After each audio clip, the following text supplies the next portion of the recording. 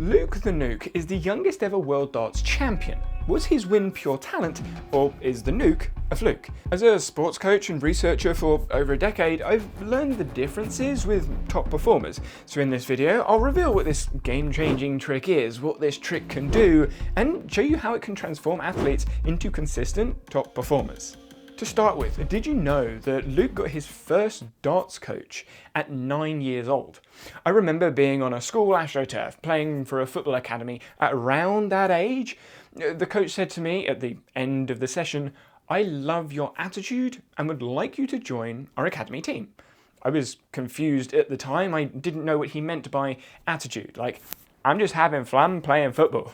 But my Sunday league team had a couple of coaches, my school team had a coach, a PE teacher, and I was just asked to join this academy football team, but all these people were telling me different things.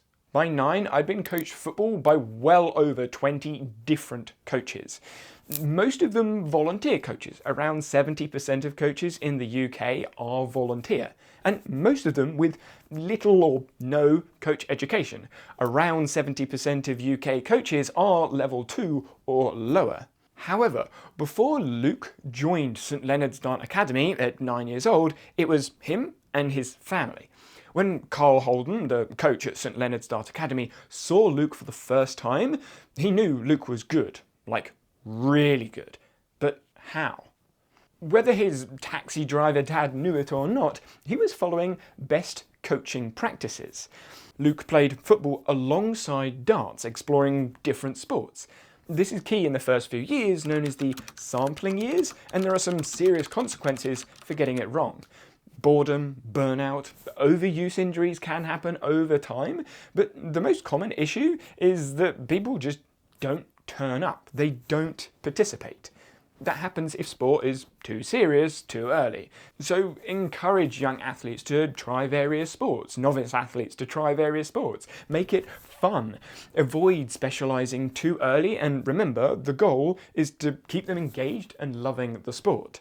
Luke started darts around 18 months, giving him plenty of years to practice. But practice alone isn't enough without some guidance.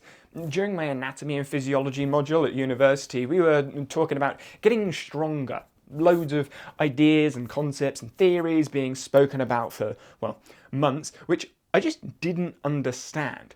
Every time a question was asked or the lecturer looked around for someone, I would start writing my paper, just avoiding being picked.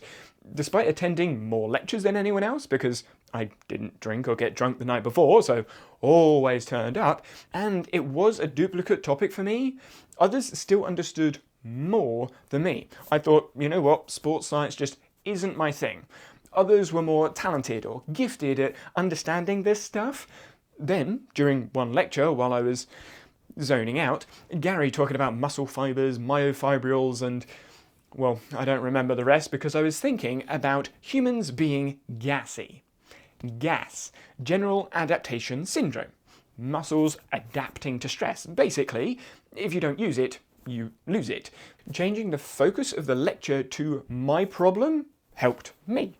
The lecturer telling me things, giving me answers to questions I didn't have, made it, to be honest, hard to stay awake.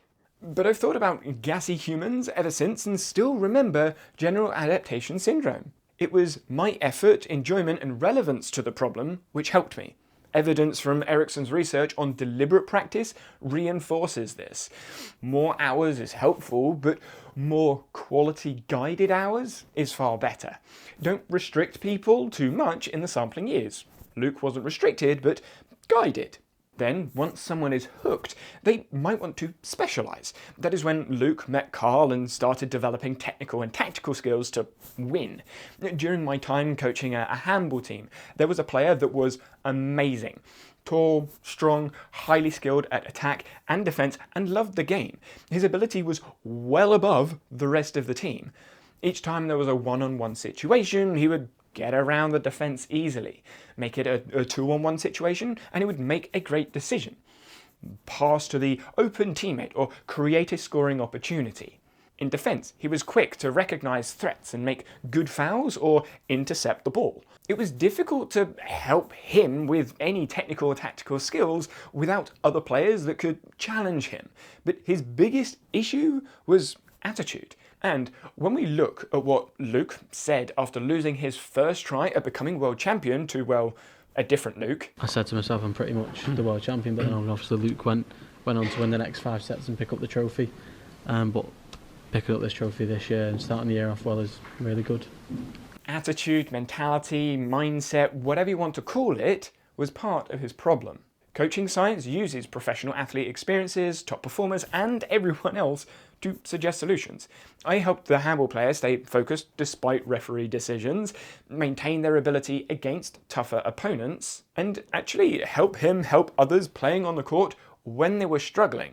And that is what Luke's dad did for him in the crowd, which calmed him down to win and become the world's youngest darts champion. When I was looking over to him, he didn't look nervous. So I knew myself that if he's not nervous, then I just need to play with freedom.